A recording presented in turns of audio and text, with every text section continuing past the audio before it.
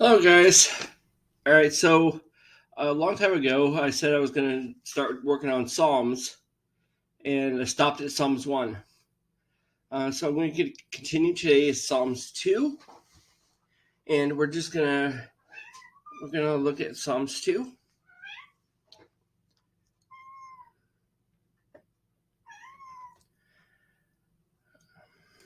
All right, Psalms 2. Why do the nations rage and the people plot a vain thing?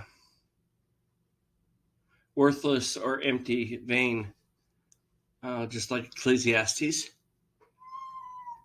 The kings of the earth set themselves, and the rulers take counsel together against the Lord and also against his Messiah, saying, "Let us break their bonds in pieces and cast their cords from us." He who sits in the heavens shall laugh, and the Lord shall hold them in derision. Then he shall speak to them in his wrath, and distress them in his deep displeasure. Yet I have set my king on my holy hill in Zion, and I will declare the decree. The Lord has said to me, "You are my son. Today I have begotten you."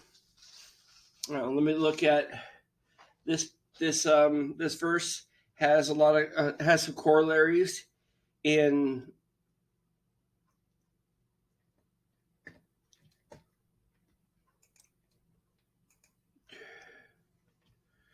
Let's see, in the New Testament. So let's start with Acts 13:33. God has fulfilled this for us, their children, that he raised up Jesus. It is also written in the second psalm,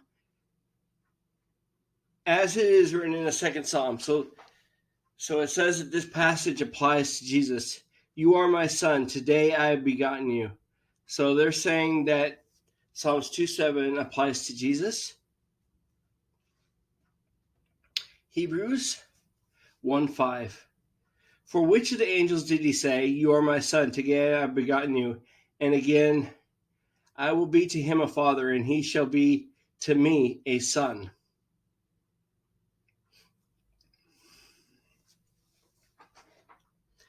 Hebrews 5:5.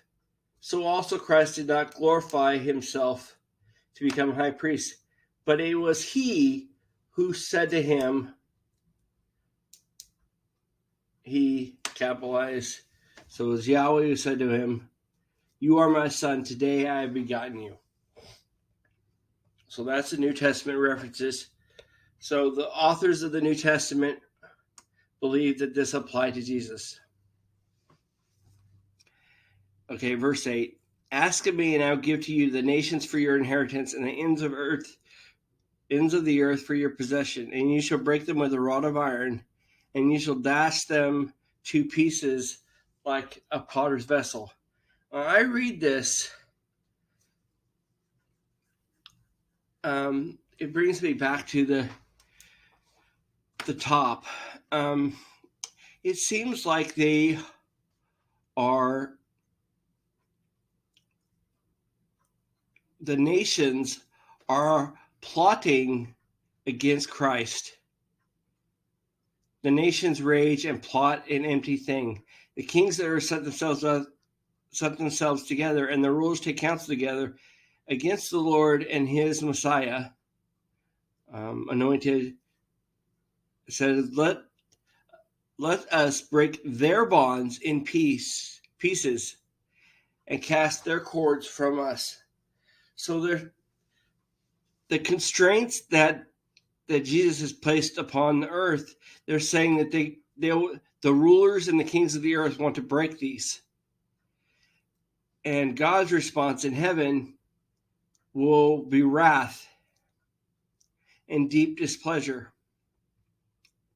Because it says that in verse 7 and 8 that the Messiah was given the nations for their inheritance and the ends of the earth for their possession. And the response was from God or from the Messiah, that you could be either way, I think. You shall break them with a rod of iron. Talk about Christ's first coming, and Christ's first coming was a message of peace. Christ's second coming shall be a rod of iron. Now, the Jews at the time expected this rod of iron to come when Christ came. Some of the prophecies regarding the Messiah didn't play out the way that they thought they would. They realized it was talking about the Messiah, but they expected Christ to come with an army and to come to take all the nations for his inheritance. But he didn't. He said his mission was to seek and save that which was lost. And it says, now therefore, be wise, O kings, be instructed, you judges of the earth, serve the Lord with fear, and rejoice with trembling. Kiss the Son, lest he be angry, and you perish in the way, when his wrath is kindled but a little. Blessed are those who put their trust in him. It seems like one of the audiences for Psalms 2 is the nations of the earth. This says, now therefore be wise, O king, be instructed, you judges of the earth. So, because they're plotting against the Messiah, trying to break their bonds. So the nations and the kings of the earth, sometimes I have a conspiratorial bent, and sometimes I think of the New World Order. When I think of that, I see the plans that they have to eliminate Christianity and to downplay Christianity throughout the world.